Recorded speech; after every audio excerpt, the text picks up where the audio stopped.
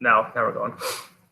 What's up? This is an emergency bloggable Google Hangout. I'm Ricky O'Donnell. I am joined, as always, by Jason Pat. Bulls Jay, what's going on? What up? It's a big day here. It's big day, man. We got a lot to talk about. Yeah. Last night, I gotta say, dude, I truly did not think this was going to happen. I wrote earlier in the week about the Bulls' sort of lifelong pursuit of Dwayne Wade and how they always come up short. Yesterday, I sort of sent out that link again, and literally 2 seconds later, Woj basically confirmed the Bulls had got him.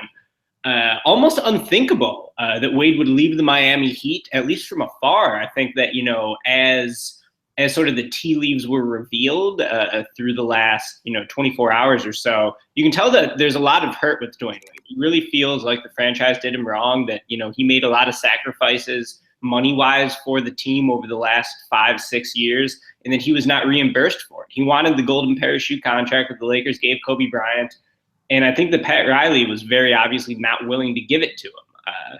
So, in a sense, I guess the Heat's loss, if we want to say this, is the Bulls' gain. I've already seen people throw out the fact that maybe the Heat can be better than the Bulls this year, even though they don't have Dwayne Wade and the Bulls do. That sort of tells you what sort of stage in his career Wade is at, because, of course, at its peak, I think you can argue that Wade's even had a better career than Kobe, if you really want to make that argument.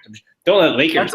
That's a whole nother rabbit hole. Let's not go there. It's a whole nother rabbit hole. But, so we got a bunch going on right now. We got Dwayne Wade in the mix. We got Rajon Rondo in the mix. We got Jimmy Butler in the mix.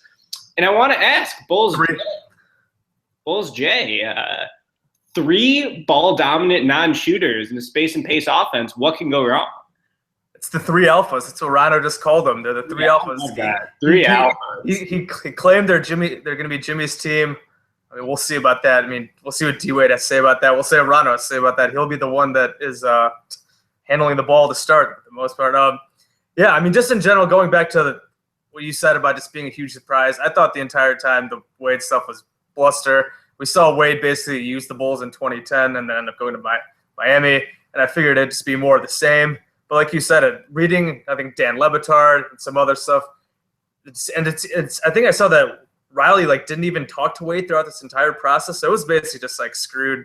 And once Mickey Harrison didn't bring a bigger offer for them, Wade was like, "Screw you guys, I'm out of here." And now he's with the Bulls. And I have no idea what to think. I've said a lot on Twitter right now, but how I preferred. I mean, we talked about this in our last Google Hangout, talking about we wanted to see the Bulls do this free agency, that we kind of wanted them to maybe go after young guys. You were all about Mo Harkless, and then you kind of brought up my Mo Harkless died hard. It's dead, and the Bulls had their whole younger and more athletic edict, whatever Gar was talking about, which is obviously garbage. Even though he just said that, oh yeah, we think we accomplished that this offseason. Clearly not. We added Dwayne Wade and Rajon Rondo. The Wade, I mean, getting D Wade is cool. On the surface, I get it a lot, and that's something for fans to be excited about. I can't hate on fans for being excited about Dwayne Wade. He's still a really good player, even at age 34. We saw him have some huge games in the postseason last year for Miami. I think one of the things I'm trying to do is warning people from just. I mean, it's hard to warn fans from getting too excited, but there are a lot of problems that could come up here. You talked about the offense, Wade, Rondo, and Butler is about as bad as a fit as you could ask for in an offense. 3 ball-dominant players, 3 guys that don't shoot threes, and Wade and Butler, we know, to pound the ball into the ground, and that's the antithesis of Hoiberg's system. And you can argue, well, what the fuck is Hoiberg's system actually? We don't actually know what Hoiberg is, but it's still, for any system, these 3 guys together is weird. And I was thinking this morning as well about how even with the offense could be a problem. I feel like almost the defense might be a bigger problem. Rondo has basically admitted that he hasn't tried on defensively in recent years. And there was a Kings quote from I think their radio guy or their TV guy who talked about how Rondo's defense was embarrassing levels last year. So if he's not good, and if he's the same way, and if Wade is bad defensively, I think the defense could be a big problem too. So I don't know. I get why they did it. It's, you bring in big names, you try to remain relevant. They'll be competitive. I don't know how actually good they're going to be. I know you wrote about D-Wade, the signing this morning, and you put a poll on there asking what seed would you predict the Bulls would get right now. If I had to guess, if everything went best case scenario, that's a 4 or 5 seed, and that's absolute best case scenario, Wade not getting hurt, other guys not getting hurt, where would you right now for these moves, where would you peg the Bulls in their place in the East? Yeah, I think it could go a lot of different ways, and I think that that's what makes this really interesting this season is because there's going to be a ton of variance. Theoretically, they could be, maybe the 3 or the 4 seed, or they could miss the playoffs. And honestly, missing the playoffs would not surprise me. If I was a betting man, I might take the odds on missing the playoffs this year just because coming into this Wade signing, before the Wade signing, I thought they were the 6th, maybe 7th worst team in the NBA. I'm going to try to go off the top of my head here, so hopefully I don't forget anyone. But I was thinking the Lakers are worse, the Nets are worse, the Suns are worse, the Kings are worse, the Sixers are worse, maybe the Nuggets. Everyone else, are the Pelicans better than the Bulls? They have Anthony Davis, so probably. Are the Timberwolves better than the Bulls? Probably. Are the Bucks better than the Bulls? With Giannis, Jabari, and Middleton, they probably are. So I think there's going to be quite a bit of variance. And the early results of this poll really show that. Right now, there's been nearly 500 votes cast. The 2 seed has 7%. I'm proud of you, bloggable.com. I'm not drinking the Kool-Aid too much. 3 or 4 seed got 24%. 5 or 6 seed is 31%. That's, I think, where I'd fall in. That's best case. 7 or 8 seed is 24% as well. And then miss the playoffs is 14%. So really, it's totally spread out between those. And, like you said, health is going to be a pretty big determining factor. I really think that, with the way the Bulls have set up the team now, they clearly have a divided roster. They have the old guys on one side, the young guys on the other side, and they got 2 dudes sort of in the prime of their career in Robin Lopez and Jimmy Butler. Butler's obviously the centerpiece of the team long term, you would think. So the question is going to be, how do those young guys fit in with the veterans and how do they develop? I've been saying that I think Nikola Mirotic is the most important player on the team, but our trusty leader, your friendly Bulls blogger, the guy with the cow abbey, he never really name or his face in public. I don't really know what's up with that. It seems kind of strange. But he said that he thinks that Mirotic will now be relegated to a spot-up shooter and probably the 4th option. And the more I think about it, the more I totally agree with that. We've seen that happen with Nico the last couple seasons. It seemed like he could have been empowered in the younger and more athletic version of the Bulls. Maybe he would end up being the number 2 option behind Butler. That goes out the window now, doesn't it? Obviously, Wade is above Nico in the pecking order. Butler's obviously above Nico. And Rondo is just going to dribble the life out of the ball until he can find some garbage assist opportunity. So, I do think that Mirotic has a lot to play for. I think that Doug is going to be really big for this team in terms of, his importance. Now, is Doug a good player? The jury's still totally out on that. I tend to think Doug could still help the team. The trade they made for him, it's never going to be a good trade. That one's over. Terrible trade. Bulls blew it, whatever. He is coming into his 3rd season, though. His offense really improved last year. His 3-point shooting solid. He showed a little bit of a floater game. He had that one stretch where he was dunking on everyone. That's right. So I kind of think Doug could be sort of okay this year. Am I being too optimistic on that? Is Kevin Farragon going to cuss me out for something? Well, I think if you're looking for maybe one positive for Rondo is that maybe he'll do a good job finding Doug, Nico, and Valentine for open 3-point shots. So maybe, we like to make fun of Rondo's garbage assists, and yeah, he stat pads a lot. But if you're looking for some silver linings, is that Rondo should be able to find shooters for open shots. So I think maybe that's where he could possibly help a player like Doug. So we've talked about this with Doug before, how we think he's basically a niche player at this point. He's a good 3-point shooter. He's shown a little off the dribble game, showed a little last year. Like to see a little more of it, maybe some post-up kind of stuff. But he's basically a guy that can maybe hopefully play 15 to 20 minutes a game and not kill you as long. But he's got to get 15? Dude, they need him to be more than that. Well, I think that's a problem. I agree. But theoretically, couldn't he be a 25-minute-a-game guy? His defense has to improve for that to happen. I can't imagine, especially with this roster right now, McDermott playing 25 minutes, and if you're playing Rondo and Wade big minutes, I can't see how that is manageable defensively to be anywhere close to good. Maybe at best mediocre. Because obviously they're getting rid of Powell, and a lot of people think, getting rid of Powell is going to really help the defense. And I think it should help a little bit. And Robin Lopez is solid. Last year he helped the Knicks defense be not great but solid. But I just don't know if Robin Lopez is a guy who can dominate in the middle as a rim protector. Right. If Wade and if Rondo and if Doug are just getting torched to shreds. Here's what I'll say. Lopez can defend his position.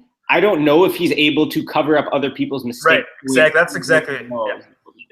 Right, like a guy like Noah in his prime, like in 2013-14 when he won Defensive Player of the Year, he was a guy who could cover up for mistakes. He could cover a ton of ground. He could protect the rim. He could rebound the shit out of the ball. I don't know if Rolo is really that guy. He's a solid player, solid defender, but not a complete like shut down, anchor your defense type. And that could be a problem if you're playing Doug 25 minutes a game. If Rondo and Wade don't improve defensively, I mean Wade, we can't really. Wade's going to be 35. You can't expect him to be a lockdown defender anymore. I don't know with Rondo. I don't know what it is with him. Like he was an all defensive guy early in his career. I don't know if that was just based on steals. He gambles a lot. From what I've read from, like I mentioned this earlier, from Kings media, said that he was just an absolute disaster defensively. So I don't know if it's going to be more just effort, if it's focus based. I'm not sure, and I'm not that confident in Fred actually getting him to play defense, that's the whole. Fred is going to get run over this, man. He has no prayer. He has no prayer. Yeah, that's in a position to succeed. Yeah, that's a tough spot for Fred. And I mean, I don't want to be like Fred was a good coach last year. He obviously wasn't good last year. He was in a tough spot last year. He did not handle it well, and it's hard to see how he's going to handle this well. You have all these. You have, as again, the three alphas. Like you have those personalities in your locker room, and you have Fred. Like I just don't see how it's. I don't know if it's going to work. I don't know. There has to be some leadership from the players. I don't know if Jimmy's going to step up, but he's actually going to be that guy. If D Wade's really going to help, or if Rondo's actually get his head on straight and not be a clown, and maybe they figure it out. But I mean, there's plenty of reasons to worry about them coming together on both sides of the ball and actually reaching whatever theoretical ceiling they do have. So everyone's shitting on Gar now for this. We did get younger and more athletic. Well, you added Rondo, who's much less athletic and older than Rose, and you added Wade, who's older than Joakim Noah and who's barely younger than Pau Gasol. I kind of want to give him a little bit of the benefit of the doubt at this point because they do have a decent young core of young guys in place. Now, like how much are those guys going to get the opportunity to show out this year? I mean, maybe not much at all, but they do have, one guy at every position almost. And Felicio in the middle, Portis at power forward. You got Mirotic too. We'll count him in this. You got Doug on the wing. You got Dinwiddie and Jerry Grant in the backcourt. So they do have, some younger guys. I think they've done pretty well just to flip the roster in the last 12 to 24 months. Valentine, of course, too. I don't remember if I named him. So I mean, I don't want to kill him too much because I think from their perspective, signing Wade was probably a no-brainer. I personally wanted them to try to add pieces that could be part of the long-term core. Yeah. That's why I like someone like Mo Harkless. That's why somebody like Tyler Johnson could have been good. That's why someone like Alan Crabb could have been good. Because theoretically, you want someone who's young enough to grow with these young guys and who can sort of develop chemistry with them. I also thought that maximizing your own draft pick would have been a very good move. Of course, a Jerry Reinsdorf team does not tank. A Jerry Reinsdorf team trades for Ken Griffey Jr. and Manny Ramirez, signs Pau Gasol and Dwayne Wade. They just weren't going to hit the bottom because that's not the MO. And really all the problems with this organization, and this has always been the case, it starts from the top down. It starts from Reinsdorf not holding anyone accountable. It starts with Paxson and Foreman just being like not personable and being like strange weirdos and not really knowing what they're doing. I don't think they have much conviction in their own ability to evaluate talent. I think the nerds on Twitter, like me, like you, I think that these nerds have more confidence in their ability to like say that's a good basketball player, that's a trash basketball player. And there's a lot of evidence that points to that. I think that, when they drafted Denzel Valentine, they said he was number 2 on their board behind Chris Dunn. It's like, okay, so the 2 oldest players in the draft who have been around the longest, those are the only 2 guys on your board. Like, do you dudes do any advanced scouting? Do you care? Do you care at all? Or do you just have a formula that's in place? It's always been in place. And it can get you to, make the playoffs, and you can spew this bullshit rhetoric about having the best record over the last 10 years, even though that was totally inflated by Thibodeau, who you fired because you couldn't get along with him. Jason, my head hurts, man. It's not going to be good. It's going to be interesting. I do think there's a little bit of upside if some of the young guys come through, if Wade stays healthy. But to me, the thing I keep coming back to is signing Dwayne Wade is Pau Gasol redux, man. It's Pau Gasol in the backcourt instead of Pau Gasol in the front court. People point to Wade's efficiency and Wade's numbers last year. I'm going to read these off. Dwayne Wade averaged 19 points, 4.5 assists, 4 rebounds a game, with a 20.4 PER. Pau Gasol had a 21.7 PER. He averaged 16.5 a game with 11 boards, 2 blocks. Gasol put up big per game numbers. Wade is probably going to put up big per game numbers. The question is, at what cost? Like, are these dudes going to actually help you win or not? And I tend to think that they're probably not going to help the Bulls win. Well, I feel like they'll help them win enough to get in the playoffs. Because I think they'll be a playoff team. Some people are clearly not optimistic enough that they won't make the playoffs. I think they'll probably be a mediocre to decent low playoff team with the volatility to possibly go off the rails. I guess on that note, just in terms of the rails. Yeah.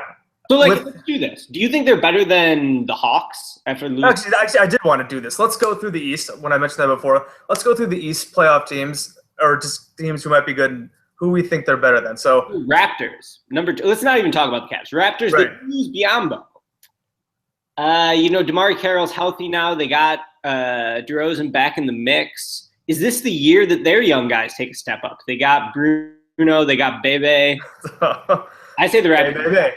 Probably the Bulls. The Raptors are. I mean, even though the Bulls have trashed the Trashers in recent years in the regular season, I mean, they're still won 56 games, and losing Biyombo isn't going to take them down. Who did they add? Have they added anybody besides? They added how do you say his name? Poeltl. Jakob Poeltl. Yeah, they added him, I think, and I think they added some other big guy in the draft too. Was it Pascal Siakam? Maybe. Yeah. I think late. Not like those guys will matter that much, but even so, like they won 56 games. They're bringing back basically their core. They'll probably win 50 games again, so they'll be good. I would say they're better than the Bulls. Heat. This is the interesting one. Yeah. Are the Bulls better than the Heat? I mean, I feel like best case scenario, sure, but you wonder what the Heat. They have Whiteside back. Dragic will be let loose now. Justice Winslow will improve. Josh Richardson, you would think, would improve. I don't know if they'll add anybody now. If they'll match Tyler Johnson's offer sheet. They should. You said they shouldn't? They should. Okay, yeah, I know that's. Yeah, he's solid, and now with Wade, they probably just might as well, even though it's got that backloaded the Arenas offer. I feel like they're probably looking at similar.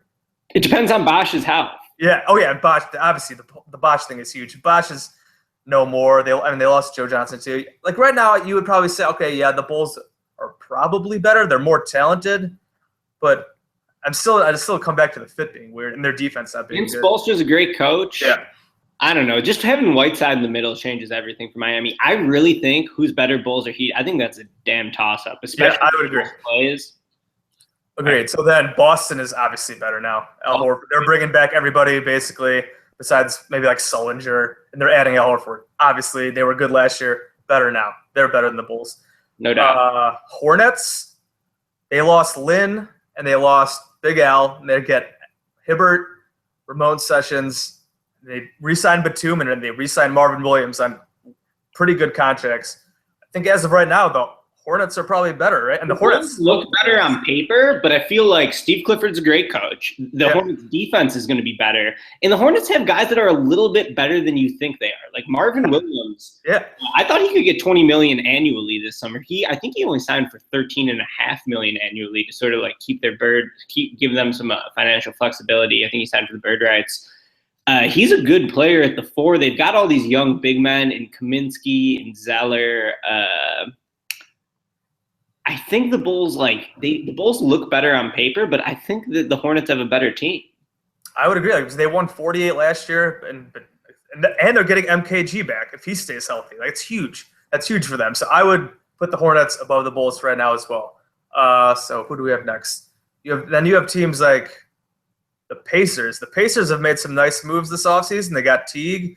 They traded for Thad Young. What else? What was the other move that they made? Teague, Thad Young. They added Al Jefferson. They got Al Jefferson, which is weird. Strange move, but like they've probably improved. Like I feel like there's like a tier there that's like Pacers, Pistons, Bulls. If the things for the Knicks break right, the Magic could be better now with Ibaka and they added Biyombo. Like I feel like the Bulls are just in that like lower tier where it's a bunch of toss-ups, and if things break right, the Bulls probably get to maybe 4 or 5. Like I said, we have the Cavs think Cavs, Raptors, and Celtics are for sure better. Is like for sure. And then Hawks maybe better. They traded Teague. They got Dwight. They lost Horford. They're probably a toss-up. That's why I think like best case scenario is probably the 4 seed, unless obviously something disastrous happens to the Raptors or the Celtics. Yeah, and when we say like the Bulls could be the 4 seed or whatever, maybe the 3 seed if everything breaks right. I mean, shit, you can say that about every team. The Magic have had no rim protection the last few years. They have Serge Ibaka and now Biyombo. Ibaka's entering a contract year. They have the god Mario Hezonja entering his 2nd year. They have a major upgraded coach with Frank Vogel in there. They're going to have a bigger role for Fournier. Peyton should continue to improve. Like, that's a team you don't even think about being that good. They also have Aaron Gordon, who I've always been a big fan of. I don't know how he really fits now with them, especially after they signed Jeff Green. I didn't get that. The Jeff Green signing was They have some high upside guys. I would say that, if everything breaks right for the Magic, they could be better than the Bulls. You can play this game with almost every team. The Bulls have the name brand power now. They got guys who if you paid attention to the NBA in 2009. I just keep circling back to the Pau Gasol thing, man. I think Pau Gasol redux, and I think it's in the backcourt. So, I guess transitioning to that, one of the supposed upsides of this move, supposedly, or I guess even both the moves in general, I don't get the Rondo move at all. I could get Wade in a vacuum because one of the supposed upside of Wade is 2017 free agency. Is D Wade, 35-year-old D Wade, will he really be a player in the Bulls for the Bulls in free agency next year? I was doing some cap math in my head this morning. I know friend of the program, Stefan, I can't remember his first name. Sorry, Hungarian Jordan, Stefan Note, did an article for The Athletic kind of saying what is the Bulls' plan, and he kind of laid out scenarios and what the kind of cap space they'll have next year. And like I said, I did some cap math in my head right now, and a lot of people have said stuff to me like, oh, they'll have two max slots. Is that true? No, that is not true. Absolutely not. Especially if Wade sticks around, that is not true. Especially today, it came across that projections for the cap. Well, instead of being like 108 to 110 million, or down to 102 million, that will lower what the max salary will be, but it will also takes away like 8 million of the total cap. This could all be irrelevant if there's a lockout and the CBA changes. But for right now, we'll play with what they have, 102 million. Like I said, the article of The Athletic and the cap math I did in my head, even if you got rid of basically everybody else on the roster, but then Wade opted in and Butler opted in, or Butler has his contract, you're still short of 2 max slots. If you look at it realistically and you have Butler, Wade either opts in or he takes a similar deal. He opts out and takes a similar deal. His cap hold's still probably going to be there.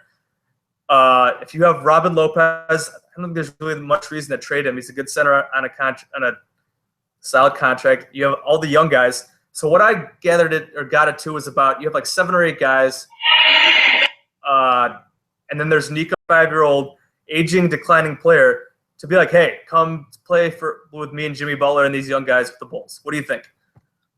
I mean, could they get Chris Paul? Maybe. That's the guy you would look to because Team Banana Boat all those guys. And we're riding that banana boat in Lake Michigan.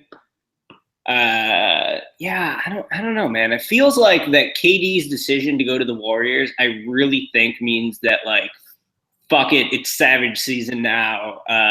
All bets are off. Like, you think that LeBron is really going to sit back and be like, oh, the Warriors have the best team now. I think I'll finish my career with no championships. Like, no fucking way. He's going to go team up with whoever he can get. You know what I mean? So what I would like is for the Bulls to put themselves in the position to like maybe be that team. I think that, that might be a little delusional. The Bulls don't think big like that, but that should absolutely be the way they're thinking right now. I mean, they did put themselves in that spot in 2010. I mean, to be fair, they cleared that cap space. That's what they thought. I mean, and getting Wade, I wouldn't say it's thinking as big, but maybe that is what they're looking at. They add Wade and they hope he can recruit those guys, and maybe not next year, but obviously or a few years down the road, because obviously Melo's still got years left, and but CP3 will be a free agent. Well, we can do it without Melo, dude. I'm willing to go. I'm willing to make the sacrifice to have LeBron, CP3 and Wade. All right, like I said, they're like. I will, as a selfless person, I will do that. And I will keep Denzel Valentine, who could be pretty good in that mix. Felicio. So Felicio, this is gonna sound fucking crazy. I think there's a decent chance Felicio is the best of their young players. How ridiculous is that statement on a scale of 1 to 10? But he's not going to play much anymore because they're keeping Taj now. He's the fifth in 4 big man rotation. He's also a free agent next year. I think his value gets depressed a little bit. The Bulls can bring him back. I think Felicio can kind of play. So we're rolling with Felicio, starting center on Team Banana Boat. We're bringing this thing from Brazil to Chicago. So then I guess we're going Felicio, LeBron at the 4. I think we got to go Doug at the 3 for some shooting. We got D-Wade at the 2, CP3 at the 1. So we're bouncing Butler in this scenario? Or are you going to play Jimmy at the 3? I mean, if you had to bounce Butler, like to make room for LeBron. I mean, you could at least get a first-round pick for him. Yeah, absolutely. All right, I could go along with that. How many games would that team take from the Warriors in a 7-game series? I would say 2, maybe. I mean, hell, if it got me to the finals, I would, like I said, the Bulls could do a lot worse than getting LeBron for like his LeBron, CP3, and Wade for like their retirement tour. Yeah, well, I mean, whatever team LeBron's on is going to get fine. It's like it's been that way always, and like I swear to God, every single year we talk about LeBron can't have too many years left like this. LeBron's got to break down at some point. It's like, I don't know. He's kind of the Terminator. He's never gotten hurt. He's a machine. I wouldn't be surprised if LeBron's got 2-3 more. Oh yeah, also 3 more like high level top 5 player in the league seasons left of him. Well, especially now because we saw it in the finals. Like he basically he cruised way back. It's over. Yeah, he basically cruises through the regular season, and then we saw him hit extra gears like as the playoffs went on, and he found that extra gear in the finals, and he fucking went ham on the Warriors and he beat them. So as long as he's going to be smart with these regular seasons, so you feel like the playoff stuff, he's just going to keep. He'll definitely be playing at high level in the playoffs. And the one thing about that is crazy with LeBron is the dude has never missed a playoff game when the Cavs with the Cavs of the Heat. Like I think did they miss the playoffs? I think his first year there, and then I think every single time they've gone, he has never missed a playoff game, which is absolutely insane. And like I said, he's basically going to cruise through regular seasons and dominate in the playoffs for, like you said, 3-4 more years for sure.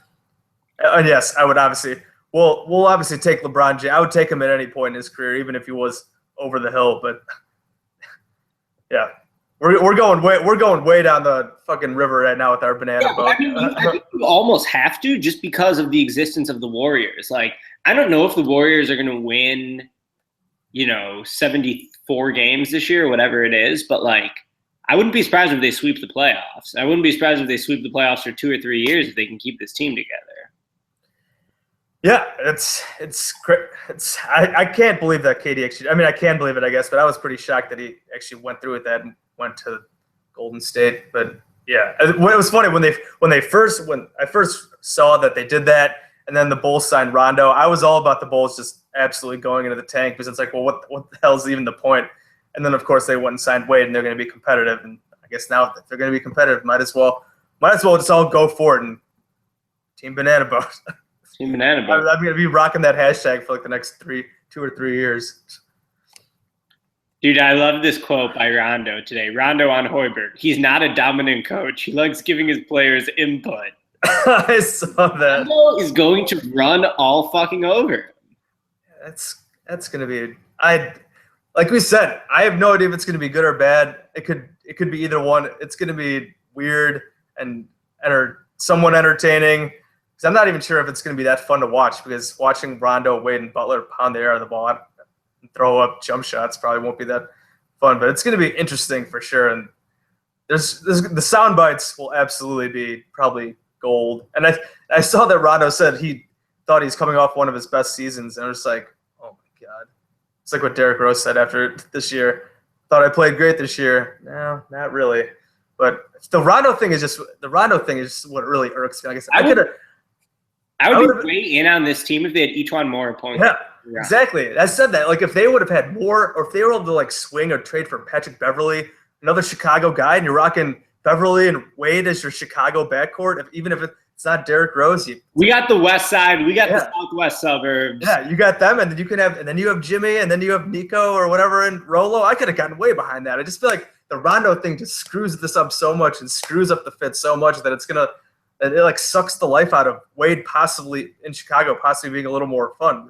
I could have at least gotten behind Wade. I still wouldn't have agreed with it because of the reasons you said, Pau Gasol 2.0, getting a guy past his prime, not really committing to anything. But I could have at least gotten that a little more if Rondo wasn't there, and then maybe the whole recruiting for 2017 free agency. Back to the 2017 free agency, other than CP3, like, do you think there's any chance a guy like Russ, a guy like Blake Griffin, Gordon Hayward, like, do you think there's any chance like the Bulls would be good enough or attractive enough to even give those guys to even give them the time of day? Well, I just feel like the Warriors just change everything, right? So, like, what's going to happen with the Warriors? If they're really as dominant as everyone else thinks, I think that you're going to see a lot of the star players sort of respond to that. Like, people are not going to roll over and let this fucking team win every game and sweep the playoffs and kill everyone. They're going to have to respond somehow. And, you know, I don't know what happens next. I think that people have talked about Durant's decision to the Warriors, focused on the short term. But long term, whatever the, you know, reciprocated effects of that are, I think, you know, the league can't even see it coming at this point. I think that if the Warriors really do win 69 games this year and sweep the playoffs, and if they bring the same team back next year, like, shit's going to go crazy. I think it's all going to be up in the air. And so, you know, I don't want to sit here and be like, well, the Bulls have no chance, because I don't know. Maybe they do have a chance. What if Denzel Valentine looks real good? What if, you know, Bobby Portis looks awesome? You just don't know. I think it's, you know, all pretty unknowable at this point. But, like, just circling back, how can you have confidence in this front office to A, even think that big, and B, to execute? It's just like, I don't know. It's sort of like, what's the point? You know, with the Warriors in existence, it's like everyone was playing. You know, there was probably only like 4 or 5 teams that ever had a real chance even before. But at least you could sort of talk yourself into it. Whereas now it's like, wow, this team is. You're basically praying for injuries for them, and that's terrible. From the position of a fan, you don't want to be hoping for injuries, but right, like, exactly. They're not going to win. Yeah, it's a bad spot for almost every other team besides like the Cavaliers to be in. And even the Cavaliers would obviously be underdogs, even though they won. I mean, the 73-win team just fucking added Kevin Durant. They're getting these veteran guys to sign up for they got Zaza. Zaza's not great, but they trade away Bogut and they need a starting center. And then they get Zaza to play for them for $3 million. Like, are you kidding me? All right, so we got some questions in the comment section. I'm going to read them off to you. These are going to be rapid-fire questions. All right. So we'll just answer them super quickly. Number 1, and this is from Kyle33. Do you see the Bulls still trading Taj at all for a shooter? They have Nico and Bobby a power forward, of course. What do you think? Do you think they're going to trade Taj for a shooter? I say no chance. I would guess now at this point they do not. I would guess that Taj is – either Taj or Bobby will be the backup center. Yeah, I think Taj is center. Yeah, with Felicio getting some minutes as well thrown in there. I think the Bulls have the room exception left, which is like $2.9 million. I think they'll probably use that to go try to find a cheap shooter, I guess. I think we had actually somebody answered one of those comments, or answered that question in the comments, saying a guy like Marcus Thornton. Like, I don't even know if he's available. I don't know if he's on a team or if somebody signed him. Like, you're basically looking for your run-of-the-mill guy that can hit a three-pointer, maybe play some defense. I know someone to me mentioned Anthony Morrow. I think he's got non-guaranteed money with the Thunder. If he leaves the Thunder, he obviously can't play a lick of defense, but he's at least a shooter, because they do need some more shooting. Nico, Doug, and Valentine isn't really enough, because who knows if Valentine is at this point. Doug isn't cut out for big minutes. So, yeah, that's my answer to that. I would guess no for trading Taj at this point, especially because the Bulls now want to be competitive, and Taj makes them more competitive. All right, so the second question is, can you give me some positives on Wade and Rondo? I guess we've kind of touched on a little of this, right? Like I said, Wade is a big name. He could be fun to root for. He should make the Bulls a little better. He could possibly help with free agents. So I'm not like totally optimistic about all of that happening. but at least it could be cool to root for him. He's a Chicago guy. Even though the funny thing about all this is I've always hated Rondo and Wade like a lot.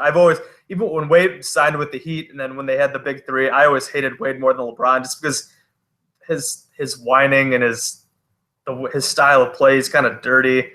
I could live with that on my team, and Rondo's kind of the same way, and I just don't like either of them. I can at least talk myself into cheering for Wade. And I guess earlier I mentioned with Rondo, a positive is possibly helping develop a guy like Doug, Nico, and Denzel by creating open shots for them and helping out. Otherwise, the high positive upside things of the Rondo signing are very few and far between for me. And then, can you give us some insight into the Bulls' ultimate plan? Are they building for 2017-18 free agency? Do you buy what Gar is selling when he says, when he talks about we did get younger and more athletic, in a sense, with sort of the reserve unit of the team? We want those guys to experience a winning culture. Are you calling bullshit on that? Do you accept that? Do you think that is a honest and legitimate opinion from Mr. Gar Forman? I mean, part of it's obviously talking out of his ass because it's hard to say, we signed D Wade and signed Rajon Rondo. We got younger and more athletic. I mean, they lost Pau, who's old, and Noah's older, but they basically replaced them. Their free agents were older, so that's kind of bogus. In terms of like the plan, we kind of mentioned that for a while. It seems like 2017 free agency is going to be a big thing for them. As I said, it's not realistic to expect 2 max slots, but they could have enough room for 1. Maybe D Wade successfully helps recruit CP3 or somebody else, and then even then, CP3 is on the wrong side of 30 as well. So you just kind of be doubling down on older, but at least CP3 is a legitimate superstar player when healthy, unlike Rondo. And I guess CP3 would be kind of annoying to root for too because he's similar to Wade, but at least he's legitimately great. While Rondo is not legitimately great, annoying to root for. So, I said even before the Wade signing, it seemed like it was 2017 free agency was what their eyes were on, and after the Wade signing, it seems like that's what it is now too. So we'll just have to see what happens. And the final question is directed to you, Jason. It says, in honor of the Dwayne Wade signing, will you buy a pair of white capri pants to wear for every Bulls game this season? I just actually that one was fun. I guess I'll have to pass on that one. I've never really been a white pants wearer type of guy, so I think even with D Wade in the house, it'll be more in vogue. I think I'm not exactly Mr. Trendy, so I'll just pass on that one. All right. Well, do you have any? Should we do some closing thoughts here? Yeah, I think so. So I'm trying to think of how we should even close this off. Obviously, Bulls are in interesting spot. Now they do have Dwayne Wade and Rajon Rondo. They said as we've mentioned this multiple times. I don't know if they'll be good. They'll be interesting. So if you gun to your head right now, I guess we make a prediction or maybe over under Bulls wins next year. What do you think? We know we did this before last season. Over under Bulls wins. What do you think? Like 44.5? I was gonna say 43.5. So we're right on the same page here. Well, there you go. So yeah. So 44, 45 wins, 43 wins. That's probably 5-6 seed in the playoffs. I guess, like as you mentioned, I think there's so much variance that could come into play here that they could be a little better than that. Maybe they get up to a 3 or 4 spot, but they could also fall out of the playoffs. And if they fall out of the playoffs, it wouldn't be necessarily the worst thing in the world because this 2017 draft is supposedly really great. You know more about that than I do, but there's some really good players to be had there. So at this point, like I said, I'm not thrilled with because I don't want to say I'm like angry or mad. Like I don't want to be that negative about getting Dwayne Wade because Dwayne Wade is good. So I'm not thrilled with the direction the Bulls are taking. It could be entertaining.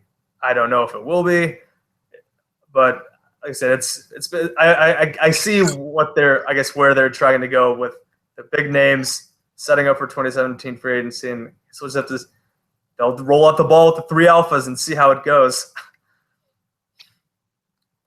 Yeah. All right. So I'm going to say that I'm going to take the under. I'm typically really optimistic in general. I feel like I'm a pretty optimistic person when it comes to my favorite sports teams. But I don't know, man. There's just so much working against it this year. I feel like Hoiberg is going to get run over. I feel like Rondo is going to sabotage the entire thing. I just hope that, Jimmy doesn't become a casualty of this impending disaster that's going to happen, because watching him develop over the last 2 years has been like one of the few joys Bulls fans have had. So I'm pretty pessimistic heading into this year. That's just my honest take. I hope I'm wrong. I hope that, they can make the playoffs, I guess, and be, win some playoff series, because Wade was amazing in the playoffs. Yeah. Some of the blocks he had in the playoffs this year were like vintage Wade when, he was one of the best two-way players in the entire world. So I just don't know if he has it anymore. It reeks of Pau Gasol 2.0 to me, but we'll see. I'm hoping it works out, and I will say I'm kind of excited to watch this year. I don't know what's going to happen, but there's so much variance that, like, I'll be watching the games. People are saying, after Durant went to the Warriors, oh, there's no point in watching the games. Well, what else are you going to do with your leisure time? Like, boxing? Are you going to start knitting? Like, you watch sports. What else do you do? There's nothing else to do. So I'm excited to watch this team. I really am, because I like some of the young players. I think that signing Wade and Rondo, while probably dumb, was interesting. And, we're riding that banana boat dream into 2017. Yeah, I mean, I guess that if anything, could be a fascinating train wreck. They could be just completely terrible and fall apart. And while, like, last year was a train wreck, but just not enjoyable, like, whatsoever. Like, it could be kind of, if it is a train wreck this year, it could be kind of entertaining. It could be fun bad. That's always a term that's always entertaining. I think that's from, like, Score Sports Radio came up with that. It's just, if they're fun bad, where it's just like just a complete mess and they do run all over Fred and it's just another disaster like that, then it could be fun. And then Rondo's gone after next year. Maybe Wade goes somewhere else too, and if not, whatever, he's back and it's Dwayne Wade, and that's fine. Like, and then you'll see what happens there. So, like I say, it could be interesting. It could be fun bad. It could be and if they do go to the playoff series are always fun to watch. Maybe they win a series. Maybe it all comes together for them and they make a surprise run to the Eastern Conference Finals. If they did that, I would gladly eat my crow and say that I was wrong about these moves. I would gladly do that. I have no problem admitting that. Right now, I just don't see that happening because I just don't think they're going to be that good. And maybe they win one series, and that's it. But like I said, playoff games are fun. They're fun to watch. D-Wade has looked good in the playoffs. So if we got some vintage D-Wade playoff games in Chicago, that could at least be pretty cool. See red, bro. See red. It's going to be an interesting season. I think that's about it. Thanks, everybody who's tuned in.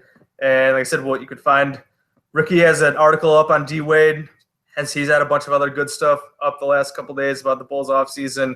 So go check out bloggable.com. You can follow me on Twitter, all my negative, snarky comments. If you like that kind of stuff, Bulls_J. There's Ricky at SBN_Ricky. And see red, hashtag. Red, bro. Take it easy. Yeah.